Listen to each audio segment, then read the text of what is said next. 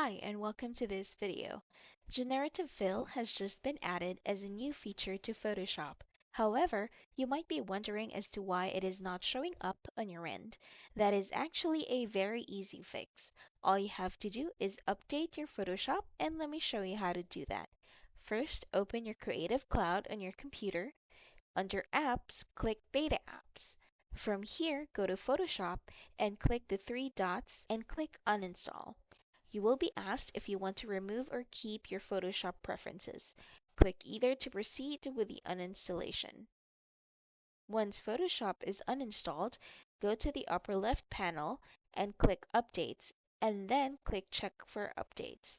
Don't skip this step as the Generative Fill feature is only available in the latest update. Once the checking is done, Photoshop Beta will show here, or if not, you can go to Beta Apps and install from there.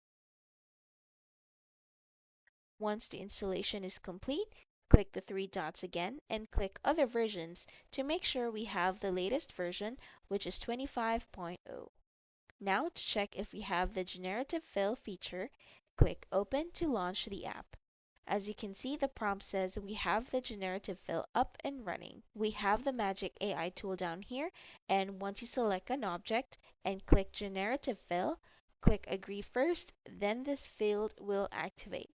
You can either put what you want to generate, or you can just click the Generate button so it can generate random AI photos for you. We've got a total of 4 variations, but I'll go ahead and use this one. Now I'll use the lasso tool and select a place in the photo and put what I want to add here.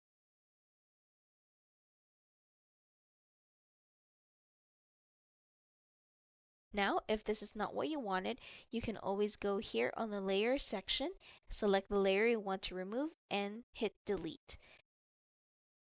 And just do the same steps to add and generate another AI photo. And that's it. If this video was helpful, please like and subscribe to our channel.